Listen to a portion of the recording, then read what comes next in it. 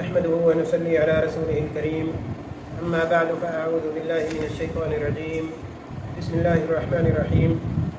اللہ کی توفیق سے سورۃ البقرہ کی 48 آیات پہلے ہم پڑھ چکے ہیں۔ آیت نمبر 49 سے آج کا سبق شروع کرتے ہیں، اور اللہ تعالیٰ ہی سے ہم اس معاملے میں مدد طلب کرتے ہیں کہ اللہ تعالیٰ ہمیں قرآن مجید کو کما حق ہو پڑھنے اور اس کو سمجھنے اور اس کے مطابق عمل کرنے کی توفیق عطا فرمائے۔ اعوذ باللہ من الشیطان الرجیم أعوذ بالله من الشيطان الرجيم بسم اللہ الرحمن الرحیم بسم الله الرحمن الرحيم وَإِذْ نَجَّيْنَاكُمْ من آل فرعون وإذ نجيناكم من آل فرعون يسومونكم سوء العذاب يذبحون أبناءكم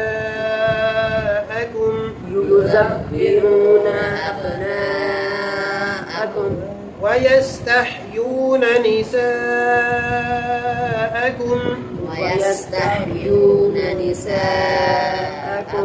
وفي ذلكم بلاء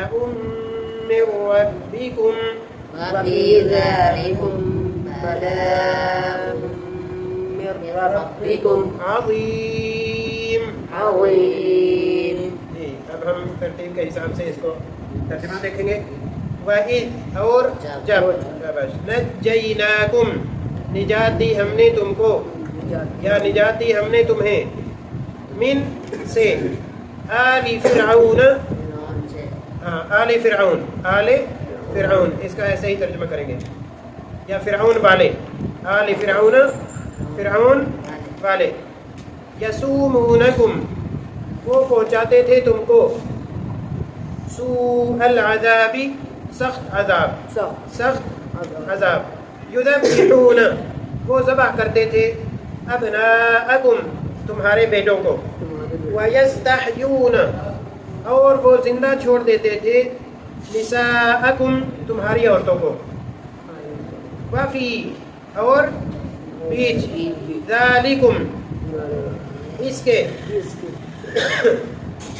بلاء آزمائش تھی، آزمائش تھی، من ربکم تمہارے رب کی طرف سے، عظیم بڑی۔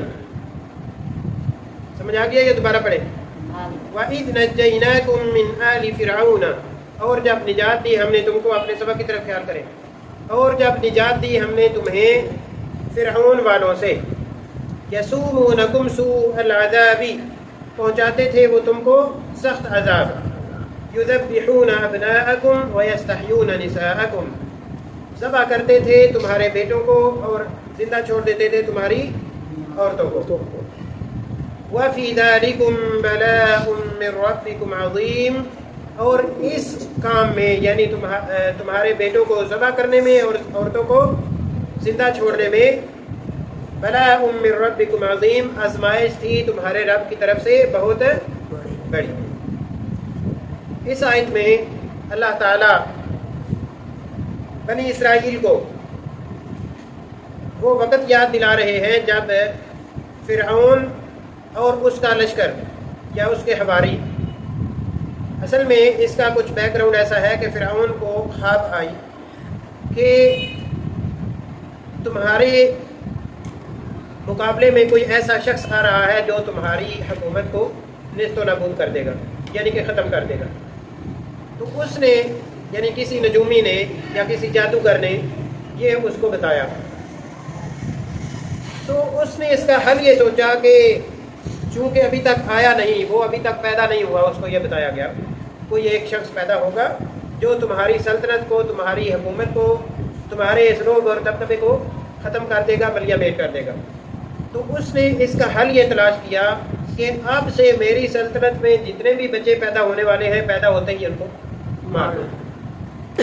ظاہر ہے کہ عورت میں اتنی ہمت نہیں اور مرد جو ہے وہ جب کوئی بچہ پیدا ہوتے ہی وہ مار دیں گے، تو پھر وہ کیسے اس نے یہ حل تلاش کیا کہ کیسے وہ بڑا ہوگا اور کیسے میری سلطنت کو برباد کرے گا. تو اس نے حل کیا تلاش کیا کہ جتنے بھی بچے پیدا ہوں ان کو مار دیا جائے، اور جتنی بھی عورتیں پیدا ہوں ان کو یا بچیاں پیدا ہوں ان کو چھوڑ دیں. اور یقیناً یہ کسی بھی ماں کے لیے جب اس کے ہاں بیٹے کی پیدائش ہو، تو جب یہ اعلان ہو چکا تھا تو عورتیں پہلے ہی ڈرتی تھیں کہ اگر میرے ہاں بچے کی پیدائش ہو گئی تو میرے لیے بہت بڑا جو ہے وہ دکھ اور تکلیف کا باعث ہوگا، اور جو فرعون کے حواری ہیں وہ آ کے اس کو جو ہے وہ بچے کو قتل کر دیں گے. اور یہ عموماً ہوتا ہے کہ کسی عورت کے ہاں اگر بچہ پیدا ہونے والا ہو تو عموماً جو اس کے ارد گرد کی عورتیں ہوتی ہیں، خواتین ہوتی ہیں، یا اس سے ملنے جلنے والی جو خواتین ہوتی ہیں ان کو پتہ ہوتا ہے. ٹھیک ہے، تو اسی طرح وہ کوئی عورت اس کو چھپا بھی نہیں سکتی تھی. تو پہلے ہی چرچے ہو جاتے تھے کہ فلاں عورت کے ہاں جو ہے وہ بچے کی پیدائش ہونے والی ہے، آپ دیکھتے ہیں وہ بچہ پیدا ہوتا ہے یا بچی. تو اگر تو بچہ پیدا ہوتا تو وہ اس کو مار دیا جاتا، اور اگر بچی پیدا ہوتی تو اس کو چھوڑ دیا جاتا. تو یہ فرعون نے اپنی سلطنت کو بچانے کے لیے ایک تدبیر سوچی. اور اللہ تعالیٰ کیا فرماتے ہیں کہ وَفِي ذَلِكُمْ بَلَاءٌ مِّن رَبِّكُمْ عَظِيمٌ، یہ اس کام کے اندر یعنی بچوں کو قتل کرنے میں اور بچیوں کو زندہ چھوڑنے میں تمہارے رب کی طرف سے ایک آزمائش تھی. اس سے پتہ چلتا ہے اس آیت کے اندر کہ ایک تو فرعون نے یہ بہت بڑا غلط کام کیا کہ اپنی سلطنت کو بچانے کے لیے اس نے جو تدبیر سوچی کہ جتنے بھی بچے پیدا ہوں ان کو قتل کر دیا جائے. اور دوسرا جو اللہ تعالیٰ فرماتے ہیں وَفِي ذَلِكُمْ بَلَاءٌ مِّن رَبِّكُمْ عَظِيمٌ، اس میں تمہارے رب کی طرف سے بہت بڑی آزمائش تھی. یعنی کہ جو ایمان والے تھے، جو اللہ تعالیٰ پر توکل کرنے والے تھے، ان کے لیے اس میں بہت بڑی آزمائش تھی. کس کی طرف سے؟ اللہ تعالیٰ کی طرف سے. تو اس سے یہ پتہ چلتا ہے کہ فرعون یا اللہ تعالیٰ کے مقابلے میں آنے والے جتنے بھی ہیں، وہ جتنی بھی تدبیریں کر لیں، حقیقت میں وہ اللہ تعالیٰ کی جو تدبیر ہے اس سے آگے نہیں بڑھ سکتے. اس سے جو ہے وہ اپنے آپ کو اللہ تعالیٰ کی تدبیر سے بچا نہیں سکتے اگر اللہ تعالیٰ ان کے مقابلے میں تدبیر کر رہا ہو.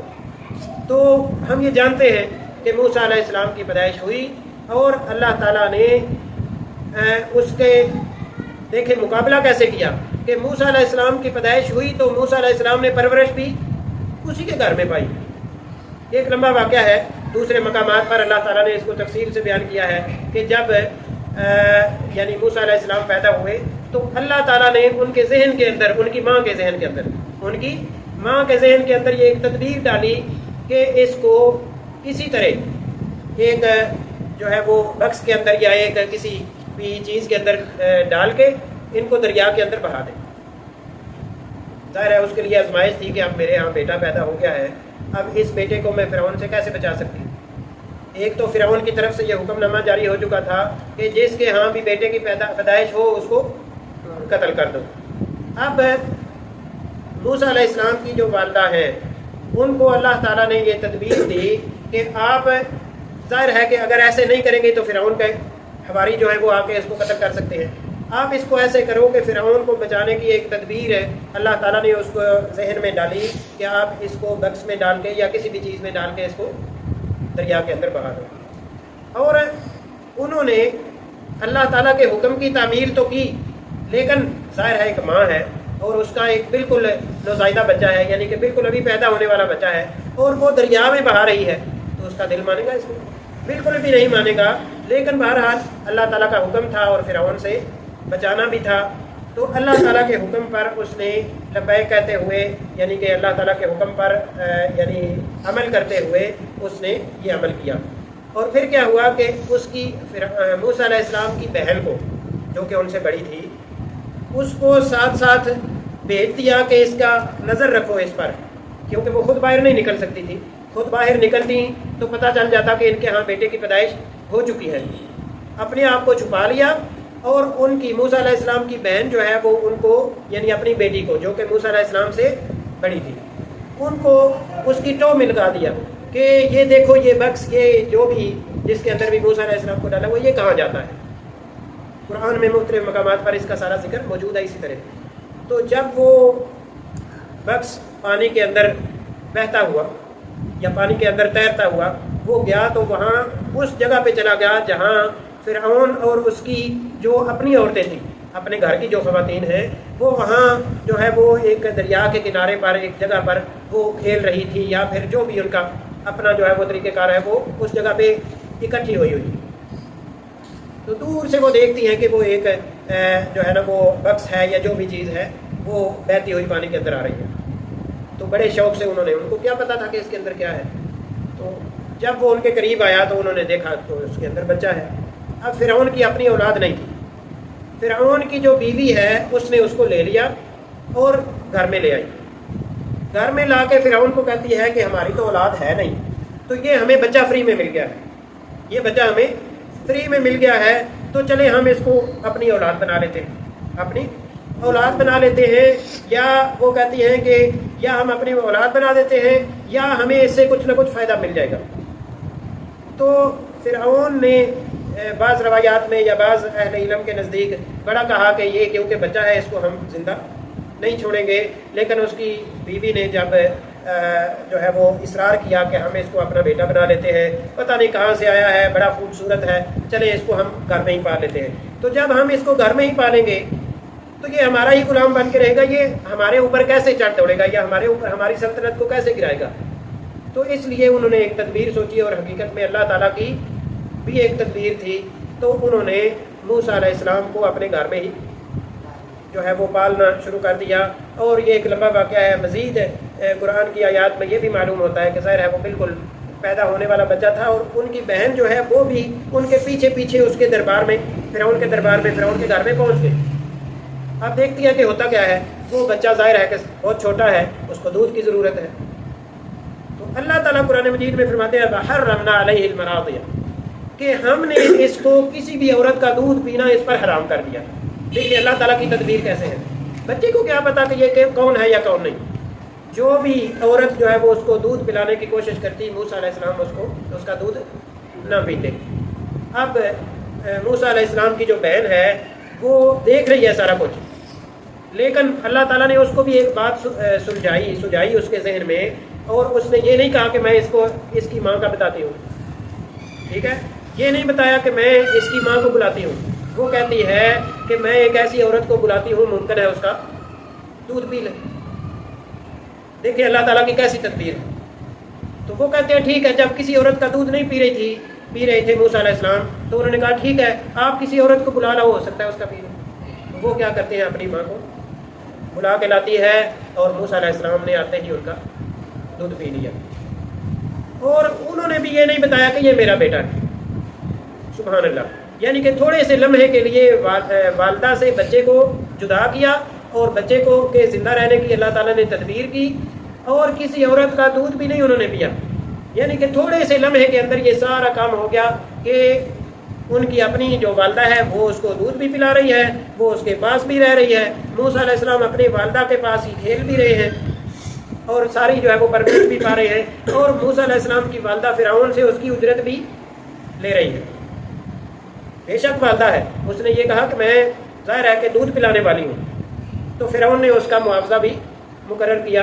تو یہ سارا واقعہ جو ہے یعنی یہ تو ابتدا ہے ابھی کہ موسیٰ علیہ السلام نے کیسے فرعون کے گھر میں پرورش پائی. تو اگلی آیات میں ہم جو ہے وہ مزید اس کے بارے میں پڑھیں گے. تو یہ تھی اللہ تعالیٰ کی طرف سے ان کے لیے آزمائش کے بہت سارے بچے جو ہیں وہ موسیٰ علیہ السلام سے پہلے قتل ہو چکے تھے، لیکن موسیٰ علیہ السلام ہی وہ شخص تھے جس کے بارے میں اس کو خواب آیا تھا کہ ایک شخص آئے گا جو تمہاری سلطنت کو، تمہاری بادشاہت کو ختم کر دے گا. تو موسیٰ علیہ السلام کو اللہ تعالیٰ نے کیسے بچایا، اور کیسے فرعون ہی کے گھر میں پرورش انہوں نے پائی، اور فرعون کو اس پرورش پانے کے کا معاوضہ بھی اس کو خود ادا کرنا پڑا. تو یہ ہے ایک تدبیر فرعون نے سوچی، اور دوسری طرف اللہ تعالیٰ نے اس کی تدبیر سوچی. تو کون ہے جو اللہ تعالیٰ کی تدبیر سے آگے بڑھ سکتا ہے؟ لہٰذا اس میں جو سب سے بڑا ہمارے لیے سبق کیا ہے کہ جو اللہ تعالیٰ کے احکامات ہیں، اللہ تعالیٰ کے احکامات ہیں، اس کے مقابلے میں ہم بڑا کوشش کر لیں کہ ہم ایسے کر لیں تو ہم بچ جائیں گے، ایسے کر لیں تو بچ جائیں گے. اللہ تعالیٰ کے احکامات کی خلاف ورزی کر کے کسی صورت آپ بچ نہیں سکتے. لہٰذا نماز کی پابندی کریں، دین اسلام کے جو احکامات ہیں اس کی پابندی کریں، جو اللہ تعالیٰ کے یعنی خلاف ورزیاں ہیں، وہ یعنی جن کاموں سے اللہ تعالیٰ نے منع کیا ہے، کوئی حل نہیں کہ ہم نے اس سے رکنا ہی رکنا ہے۔